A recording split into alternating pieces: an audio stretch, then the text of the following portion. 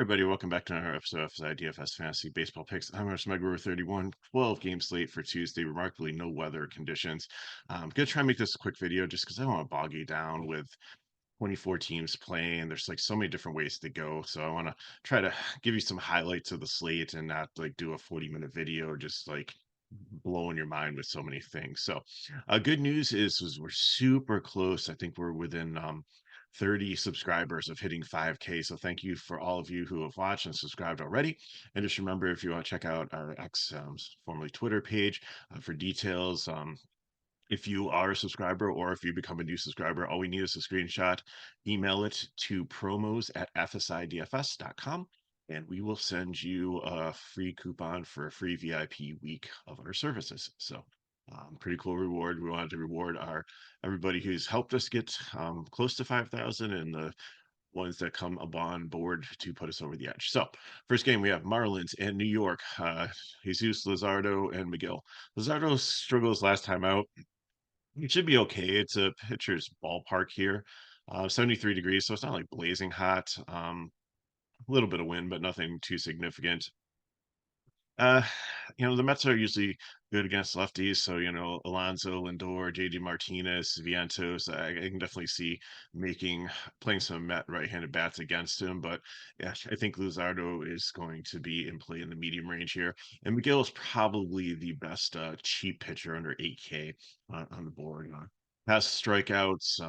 Marlins, they do have some pop and everything, but they do also have decent strikeouts, even though they're not in the top 10. Like, there's still definitely some room for him to get some strikeouts here and should have good matchup. They have a low total of 3.52. I think it's one of the lowest ones on the board. So I think he's definitely solidly in play. And bat wise, Marlins not really going to touch. And Mets, do I hate maybe a four like Lindor, Alonso, JD Martinez, Vientos stack? Throw Marte or Bader in there potentially too. Yeah, I'm fine with that at GPP. Cleveland and Cincinnati, winds blowing out at 1 mile per hour. So, I mean, if that picks up, that could be significant. It's a ballpark upgrade, obviously, for Cleveland here, and Cincinnati's at home. McKenzie has been struggling recently, so he's 150 max. I don't think I'm going to play a ton of him. And Cincinnati is opening with Suter, and then Nicky Martinez is coming in, I think. So, it's going to be an opener and a long relief situation. So, not touching the Cincinnati pitching situation here at all. Cleveland bats, I think you definitely like J-Ram, Freeman. I mean, you're gonna open with a lefty and then a righty, so like the splits, I guess, don't really matter much here. I think they're in play for GPP. And Cincinnati, too, I think is my fifth favorite stack. McKenzie's been walking guys a lot. Cincinnati loves to run, wants to get on the base, so that could lead to a bunch of points if that's the case. So Cincinnati's definitely in play. Philadelphia Phillies go to Fenway for Boston Red Sox. Winds blowing 85 miles per hour, so that kind of helps um, negate it being a hitter's park. Wheeler's been solid this year. Again, I mean, if you want to pay up on the slate, that's fine. I think I'm going to. I just love there are some other options that are cheaper that could be as good, but Boston's been struggling. They've had some injuries and just I think Wheeler's just going to have a really, really solid game here. Boston has a 25% K rate. So there's definitely some strikeouts here. Also, Hunter Crawford, he just hasn't been himself recently. I don't know if there's a lingering injury or what's going on there. This Philly team is definitely a powerful team. So third favorite on the slate against Crawford. So probably not playing him. I mean, in the medium range, uh, could he have a decent game? Yes, but I don't think he's going to fall in my top 10 of pitchers on this slate. Phillies bats, like definitely, especially the lefties. I'm fine with against anybody. And then Boston, they're just too pricey for this matchup here. I'm not paying 5-2 for Duran against Wheeler, lefty, lefty. Maybe Valdez, maybe Devers, but he's been banged up a little bit. Smith, Hamilton, yeah, I'd probably just out on the Red Sox. It was just a leverage stack for me. Colorado and Minnesota, you have Quan Quantrill, who's decent season this year for a Colorado Rocky pitcher. So, somebody we used to target, but I think you kind of hear it because the Twins have a really good offense. 78 degrees, almost 80, wind blowing out 10 miles per hour. So even though it's more of a pitcher's park, that kind of negates that and helps the offense. Varlin gets called back up here.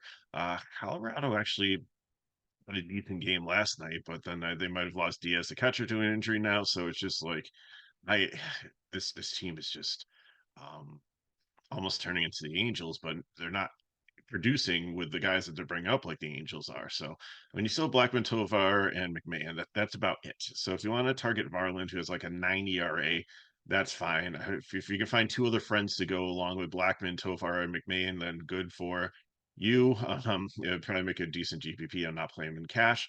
Uh, the Twins are probably my second, or my maybe my second favorite stack on the slate, but I put them in the cheap one just because they are always, besides like Royce Lewis at 5'8", everybody else is like under 4'5", and you have so many different positions you can fill with them as fill-in. So they're just a marvelous team to use to fill in your roster, or make them your primary stack and then fill in your choice of like studs, or like if you can only afford, like, the Dodgers are all expensive or the Yankees are all expensive, like to get some of those pieces in. Pittsburgh and St. Louis, Paul Skeens, rookie sensation against Miles Mikolas. So I'm not touching Mikolas. He was serviceable a couple years ago. He's just not there right now. Skeens, like I thought they'd have a tighter leash on him. He seems to be okay. He should probably get at least 90 pitches. But we'll just have to watch him later in the season if Pittsburgh starts to do like treat him with kid gloves and do some goofy things. So the Cardinals have actually, they were in the top 10 in strikeouts about a month ago, and now they're in the bottom 10. But I think Skeens can still manufacture some against them. Uh, Pittsburgh bats, I don't really hate them here. They are very inexpensive. I just like Minnesota, LA against the lefty, and Milwaukee, who's just been um, pretty solid all season, although they struggle with lefties a little bit. But Pittsburgh would definitely be fourth. And like O'Neill Cruz is 4.3. I mean, that's not a bad price at all there. And you can. I don't really play McCutcheon, but like Reynolds, Joe, Cruz, Hayes, Tellis, Swinski's back up. We can do a wraparound stack there's many ways to go to be able to make that work for you. And the Cardinals, I just use as a leverage stack because I think Skeens have a solid outing. Blue Jays and the Brewers, Kikuchi, and I have Rogers. I have different pitchers listed, so probably not going to touch whoever the Brewer situation is. I think that still makes Toronto a decent GPP. They have just a four total. Like depending on who it is, it might go up. I don't think it's going to go down at all. And then Milwaukee, they struggle against lefties early on in the season. They've gotten better recently. So I think that bats on both sides are in play here, and I still like Horwitz at second base. At 2.8. I mean, it makes a cheap piece for the Blue Jays. And then Milwaukee, I load up the Ortiz. Contreras has been solid. Adamas, Hoskins, Gary Sanchez. Actually, I mean, you can't play Contreras and Sanchez on DK, but if you can't get up to Contreras, and Sanchez is a different option. Perkins switch hitting, like they'll probably throw, besides Yelich, like eight lefties or eight righties at him. So definitely Milwaukee's in play as a nice fill-in stacks, because besides Yelich and Contreras, you have everybody is like 4.4 or less, and most of the body of them, like Ortiz leading off is 3.5, Gary Sanchez is 3.5. They just make great fill-in at that price point. Yankees at Royals, 84 degrees, wind blowing out, so should be great hitting conditions in Kansas City. Stroman and Singer. Stroman's had a decent season, but I think he's due for some regression. Brady Singer is just a rough matchup for him with this Yankee team. They don't strike out as well. Actually, the strikeouts are starting to come up, but that's just because Soto was out. I take a 14-day average, and without Soto in the lineup and his patience, it just really kind of drove the numbers up a little bit with some of the injuries they had. But with him back in the lineup, it should go back down. Next week, you should probably see them in the bottom. Um, of the K department. So bat wise, I think the Yankees are my second favorite stack here. Uh, a little bit expensive, but you can make it work. Aaron Judge, he had the day off yesterday, but he's just McKinley had a stat that like over the last, I think it was like 10 games or something, he's averaging 20 DK points, just on a heater. Slow start, got over it. Hopefully he can stay healthy, and he might just absolutely have a MVP season this season. Uh, Royals on the other side there. I think they're always in play here too. Wit righty on righty is a little expensive, but still, like if in GPP, it makes sense to put in your stack. But we'll have to see.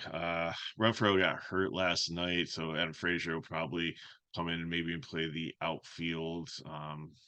And is only like a is 2.5, so like there's some cheap pieces there you can throw in. Not going too heavy on Casey, I don't think. White Sox and Mariners. Drew Thorpe is getting called up, and I see a lot of projective ownership on it, a lot of people touting him. But here's my concern: he's jumping straight from Double A ball to Major League Baseball, not going through Triple A. It's a huge jump in talent. It's a huge jump there. Now they haven't seen him, and the guy has a lot of electric stuff, but his strikeout rate was very low, especially against these Double A guys. So yes, Seattle strikes out, and Matt Noah made a comment a couple weeks ago that he's one of our team for baseball. That pretty much anybody, including the FSi staff, could probably be a starting pitcher against Seattle and get 10 strikeouts. So we'll see if that's true. So I'm keeping Thorpe in the 150 max, but I don't think I'm as high on him as some other people. Perhaps I'll be wrong here. And that's fine. But with all the other options on the slate, I don't think he's a must. I think he's just too risky even against the Seattle. I do like the Seattle bats against him with low K rate. I think that's going to help them be able to do their thing.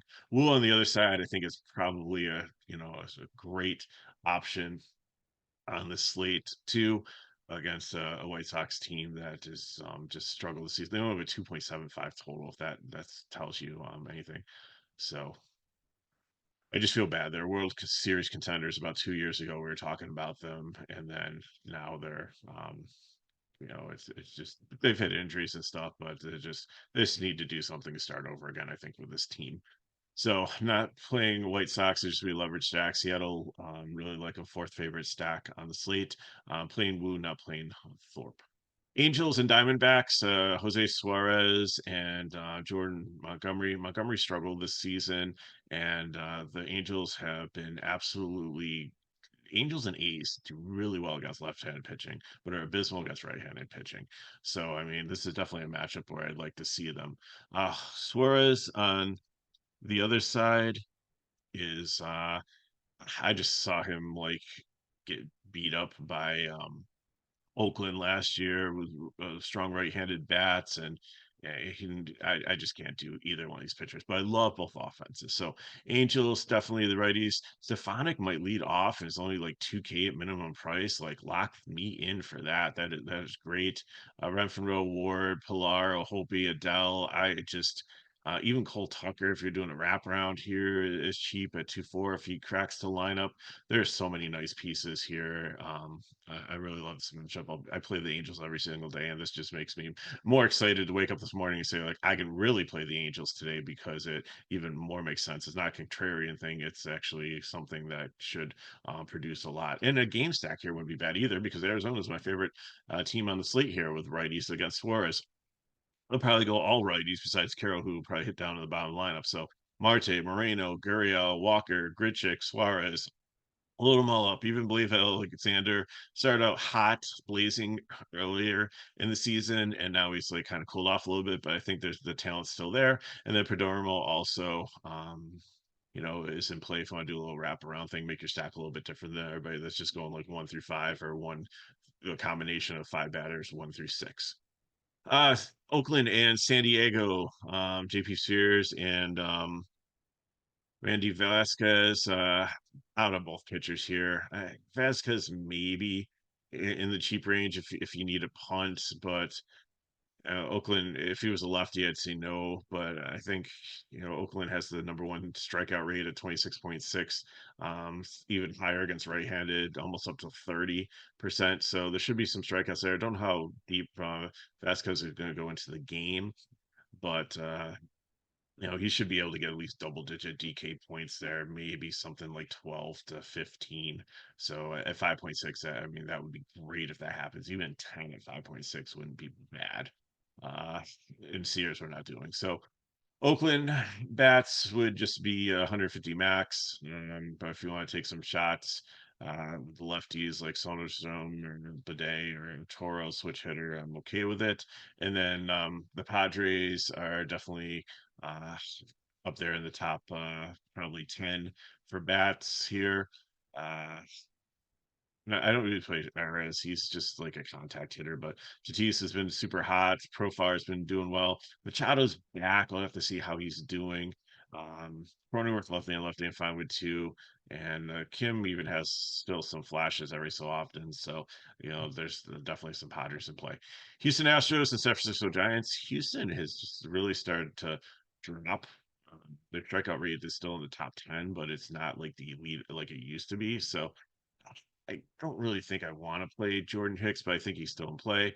And Blanco, I just think he's way overpriced at 9-7. San Francisco can be very pesky, even though he's in a pitcher's park here. So we'll have to see if Bregman's back in the lineup. Tucker's on the IL, so this Houston lineup isn't as potent. I mean, if you want to play him, you can, but I think they're more of a GPP team than anything at this point. And San Francisco, I think that I like playing them because they're just so cheap. And you don't have as much of a pin hit risk, especially like a Bailey, a catcher, switch hitter hitting third at 3-4. I mean, that's a great value there if you're just taking them as a one-off. Soler and Concerto, I kind of avoid in the stack. They've just been like hold this year, but like Wisely, Ramos, Bailey, Yastrzemski, I mean, you can at least get like four solid bats there in the cheap range. And then Texas at the Dodgers, Dane Dunning and Paxton. Donnie has been solid and actually has some strikeouts. It's against the Dodgers. I mean, they got some. He struggled against left-handed, and they have some very strong left-handed bats, of course. So I mean, it's always a risk there. But I think he's my second favorite again after McGill in the cheap range under 8K. And then Paxton, he's just struggled. Like he'll go 2 or 3 innings. He'll give up some runs here. So not going to be playing any Paxton probably. And no, I can definitely say that. So Texas bats, I think they're the top of the 150 max. They've just you think that they would crush left-handed hitting, but they just haven't risen to the occasion. I know they've had some injuries, but Simeon Langford was great in spring training. Like maybe he should have dropped down a little bit to get some more bats, but hasn't done what he did in spring training. But like the potential's there. Grossman has been a pleasant surprise and really cheap, batting third. Garcia has just been solid. And then Heim, Duran, and then probably like Smith will drop down in the order against the lefty. But if you want to throw him a stack, that's fine because probably the righty and bullpen will come out after like 2 or 3 innings. And then left-handed Dodger bats are always in place. So see what I got for builds for you and get you on your way for your day. Give me Wheeler. I'm paying up top there. If you want to go like Kikuchi or Skeens or even Wu, even though I use them a GPP, I think they's fine like as your SP1. SP2, McGill, Dunning, probably like staying there. Probably not going into the medium range. I think all those I've got concerns on. So give me Arizona, Moreno, Walker, Marte, and Grichuk is so cheap. I'll let you figure out who your fifth one is there. And give me Minnesota, Carrera, and Castro. If you can get up to Royce at third base, I mean that's a great play there. But if you can't afford it, I get it. But you might have to maybe take Correa out and go like Blaze Alexander there. But the build's going to be Arizona and Minnesota and play around with it. Like, so if you need some salary relief off Wheeler and want to drop down to Kikuchi, Skeens, or Woo, then I'm perfectly fine with that also to make your Arizona Minnesota bat stack, what you want it. And GPP, Woo and McGill is where I'm going there. Give me Seattle against the AA guy coming up that I think will have some ownership. I think Seattle will have lower owned because of it, and Blue Jays make a great pair with them. Vlad, um, there, and then figure out at second base, like if you want to take Schneider or Horwitz, and then or you can also play Snyder in the outfield, and then it leaves you Varsho or Springer, a bunch of different options for your other outfielder there. So that's what I got for you. So if you have any questions, put them in the chat below. Hit me with Mega Ruler. Sorry. Early in the morning. Mega Ruler 31 on X/Twitter. More information on FSi DFS, go to the description of the video, and you can get the link to get to our website. Remember the contest, take a screenshot if you subscribed to our channel, and we'll email it to promos@fsidfs.com, and we'll send you back a coupon for a free VIP week covering all sports, which is pretty exciting because we have Euros coming up, so a lot of people want to get into that for soccer coverage. NASCAR, baseball, NBA playoffs, NHL playoffs, WNBA. We've got a lot going on here. So, if these videos help us back, like, subscribe to our channel if you haven't already, and share with friends. So, thanks for watching. Good luck in your contest. Hope you have an amazing Tuesday. I'll see you next time.